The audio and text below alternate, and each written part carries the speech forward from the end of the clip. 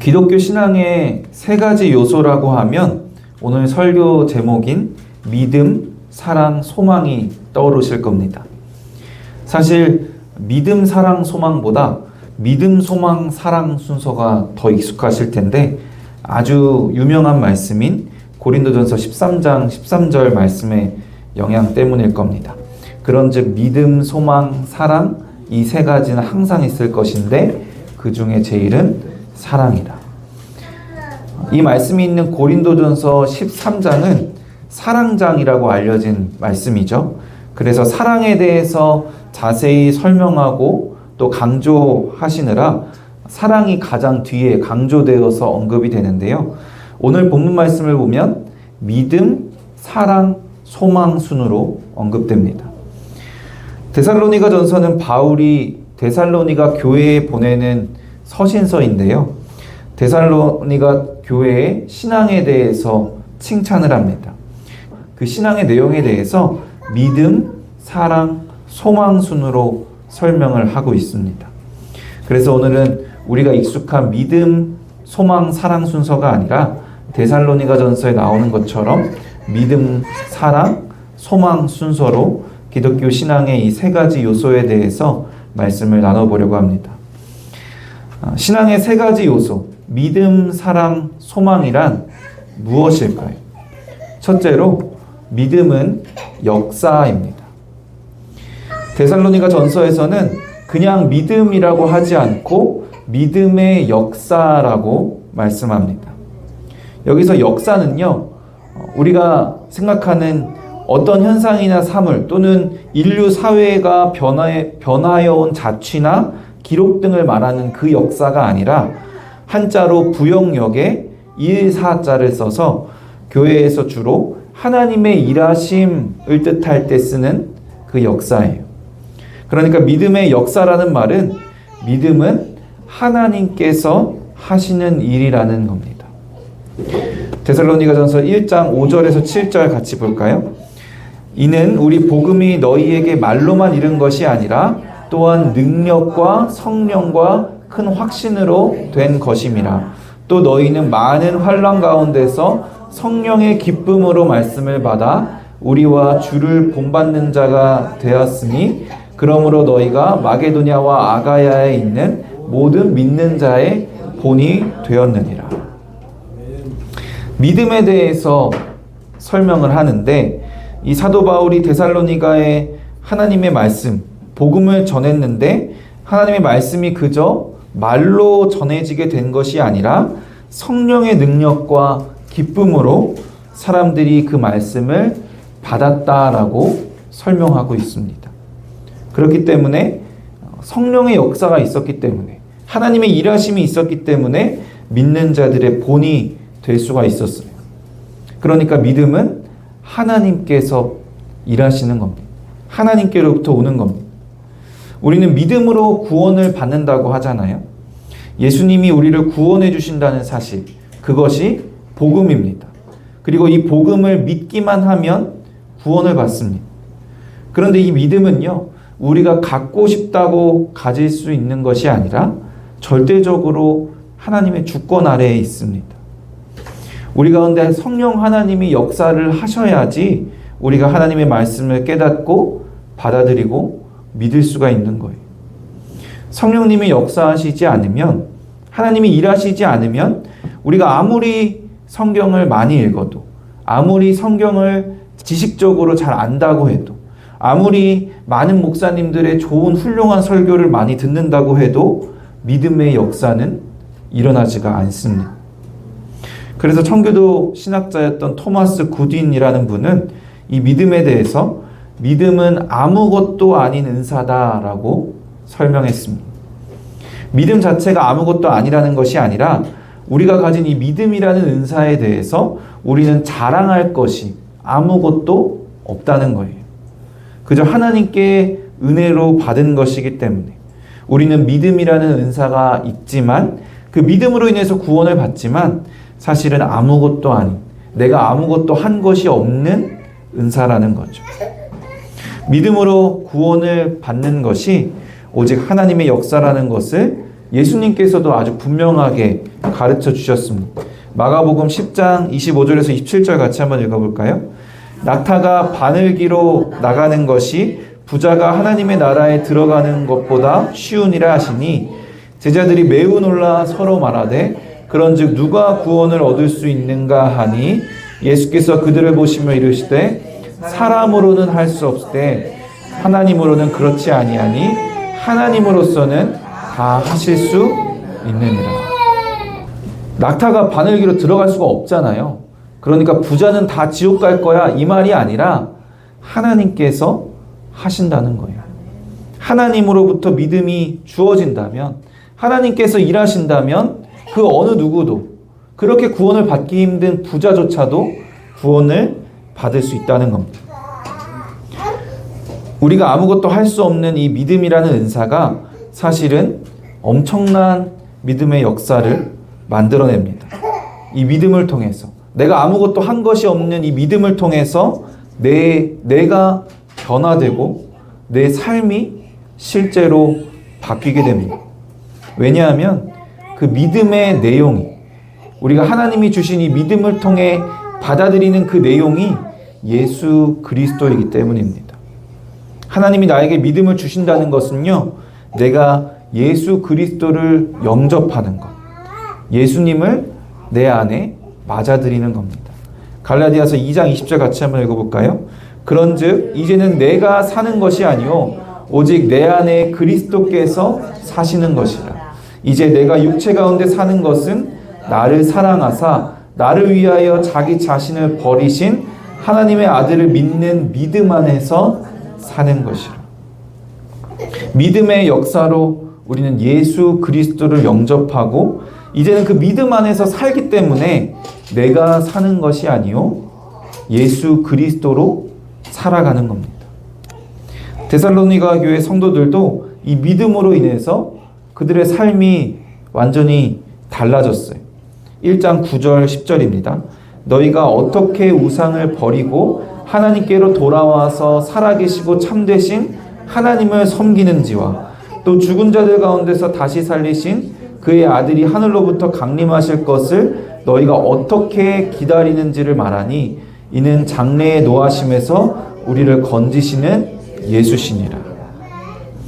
그들이 그동안 쫓으며 살아왔던 우상들을 버리고 하나님을 섬기며 사는 삶으로 변화되었어요. 그리고 예수님이 이 땅에 다시 오실 날을 기다리며 살았습니다. 쉽게 말해서 그들의 삶에 믿음으로 인해서 변화가 생기는데 어떤 변화가 생겼냐면요, 사랑과 소망의 은사가 보이기 시작한 겁니다. 믿음은 역사입니다. 우리가 할 수 있는 것이 아니기 때문에, 우리가 자랑할 것이 하나도 없는 오직 하나님의 절대적인 주권 아래에 있는 하나님의 일하심입니다.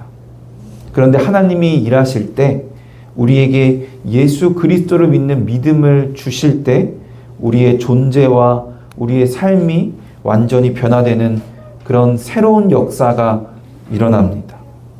아무것도 아닌 믿음의 은사를 통해서 우리는 사랑과 소망의 은사를 갖습니다. 둘째로, 사랑은 수고입니다. 믿음의 은사를 통해서 사랑의 은사를 가질 수 있다고 말씀을 드렸는데 사실 믿음을 주신 목적 자체가 사랑이라고 할 수 있어요. 에베소서 2장 8절에서 10절 같이 한번 읽어볼까요? 너희는 그 은혜에 의하여 믿음으로 말미암아 구원을 받았으니 이것은 너희에게서 난 것이 아니요 하나님의 선물이라. 행위에서 난 것이 아니니 우리는 그가 만드신 바라 그리스도 예수 안에서 선한 일을 위하여 지으심을 받은 자. 믿음으로 구원을 받은 자는 예수 안에서 선한 일을 하기 위해서 하나님께서 만드신 자라는 거예요. 예수 안에서 선한 일을 한다는 것은 다르게 표현하면 사랑을 실천하는 것이라고도 할 수 있습니다. 그러니까 사랑하라고 우리를 구원하셨다는 거예요. 그런데 우리가 선한 일, 사랑을 할 수 있을까요? 인간은 타락한 죄인인데 우리 마음 가운데 선한 것이 하나도 없다고 하는데 우리가 어떻게 사랑을 할 수 있을까요?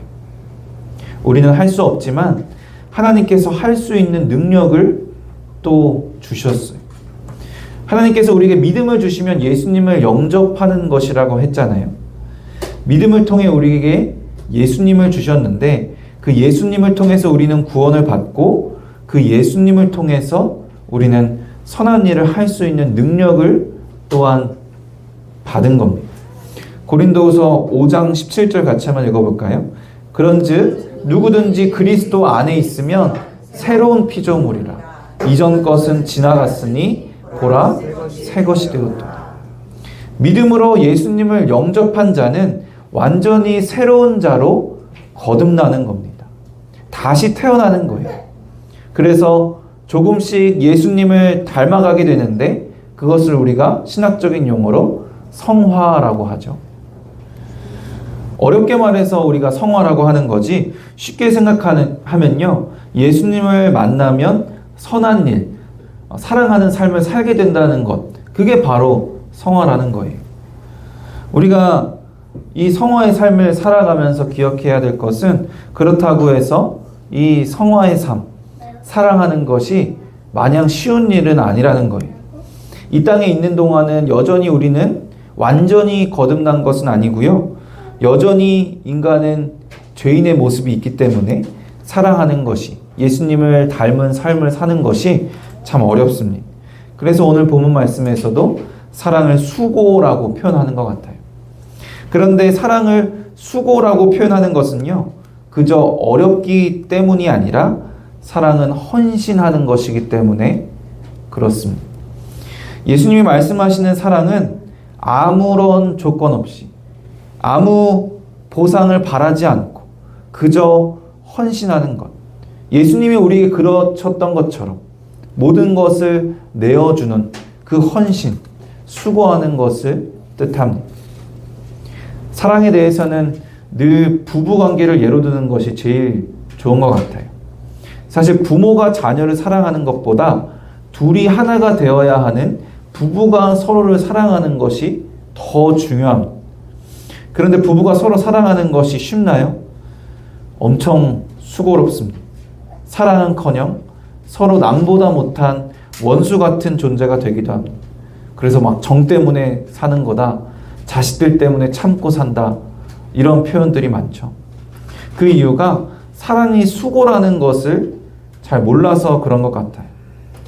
예수님이 주시는 능력으로 우리가 서로를 사랑을 하고 무조건적인 수고, 헌신, 아무런 보상을 바라지 않는 그런 사랑을 해야 하는데 예수님이 주시는 능력으로 하는 그런 사랑이 아니면 진정한 사랑을 할 수가 없기 때문에 서로 계속해서 갈등을 겪게 돼요.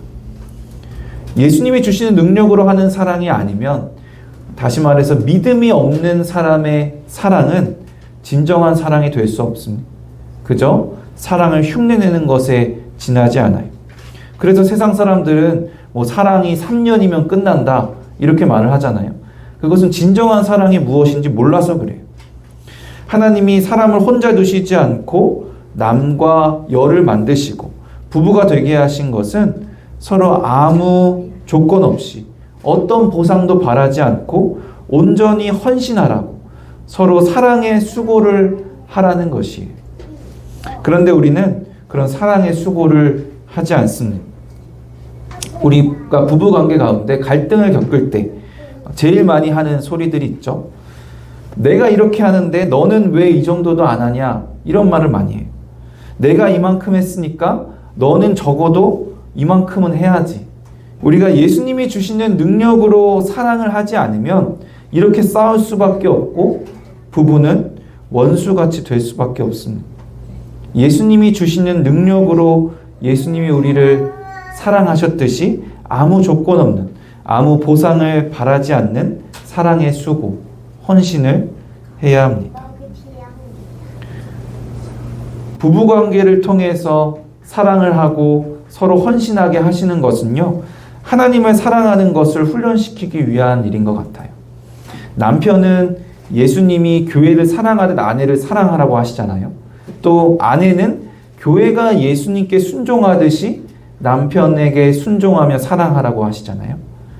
눈에 보이는 남편과 아내를 그렇게 사랑하지 못하는데 눈에 보이지 않는 하나님을 그렇게 사랑하고 헌신할 수가 있겠습니까?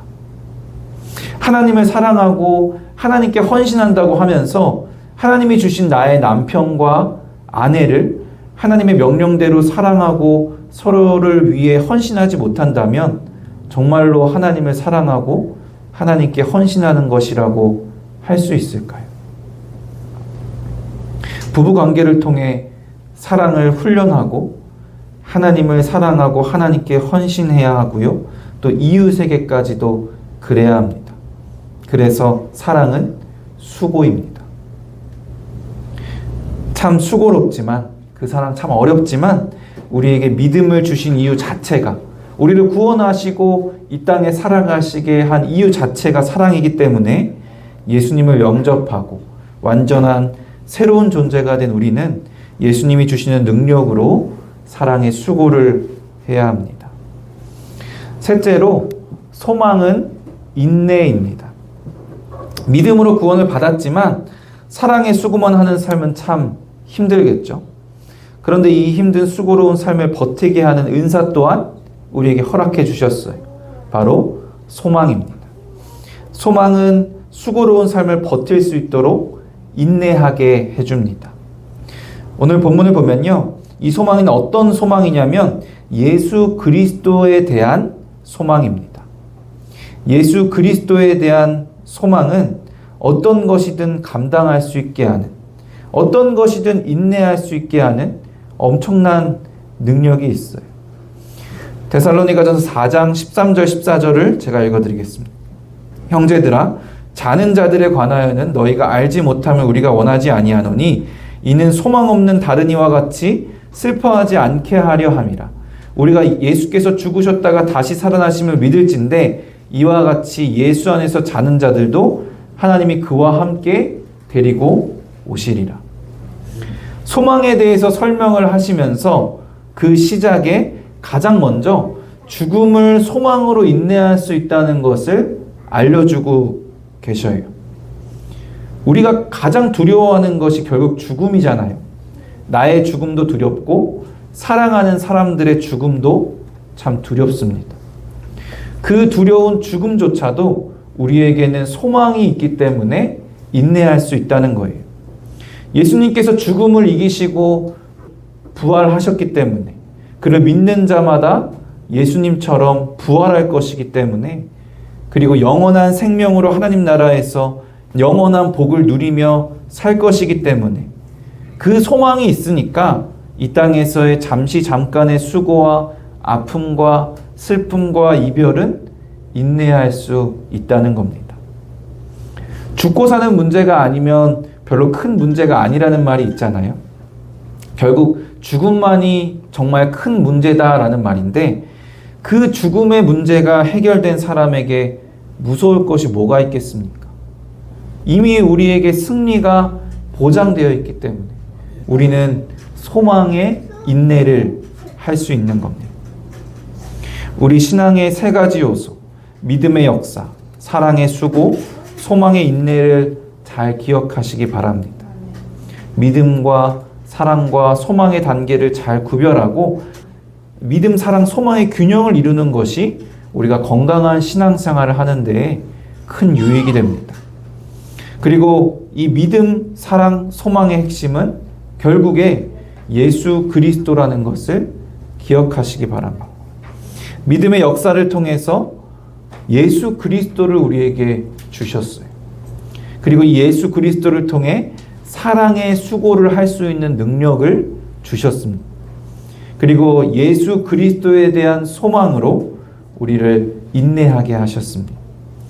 다시 말하면 진정한 신앙을 가진 신앙인은, 그리스도인은 내가 사는 것이 아니라 예수 그리스도로 사는 자이고 예수 그리스도의 공급을 받아 사랑하며 헌신하는 자이고 예수 그리스도를 기다리며 사는 자입니다. 그렇게 처음부터 끝까지 예수 그리스도로 가득 찬 삶이기 때문에 우리 삶에서 예수 그리스도가 드러나지 않을 수가 없어야 돼요. 우리가 성경책을 들고 다녀야지. 주일 예배를 나가야지. 우리가 대문에 십자가 표식을 붙여놔야지 사람들이 우리를 그리스도인으로 알아보는 것이 아니라 우리의 삶에서 예수 그리스도가 드러나야 돼요. 그리고 오직 우리 삶에서 드러나는 그 예수 그리스도가 우리의 매력이고 우리의 능력이고 우리의 가치가 되어야 합니다. 사랑하는 성도 여러분, 우리 모두가 그리스도인으로서 참 부족한 삶을 살고 있지만 믿음의 역사를 사모하시기 바랍니다. 우리의 힘과 능력으로 그리스도인의 삶을 살아갈 수는 없지만 하나님께서는 다 하실 수가 있어요. 하나님의 믿음의 역사를 통해 우리가 구원을 받고 우리의 삶이 완전히 변화될 수 있을 줄로 믿습니다. 믿음을 통해서 예수 그리스도를 우리에게 주셨기 때문에 사랑의 수고도 소망의 인내도 우리에게 있는 줄로 믿습니다. 하나님과 이웃을 사랑함으로 늘 헌신하는 삶, 예수 그리스도를 기다리며 늘 인내하는 삶으로 예수 그리스도의 향기를 전하며 예수 그리스도를 드러내며 하나님께 영광 올려드리는 저와 여러분 되기를 주님의 이름으로 간절히 축원합니다.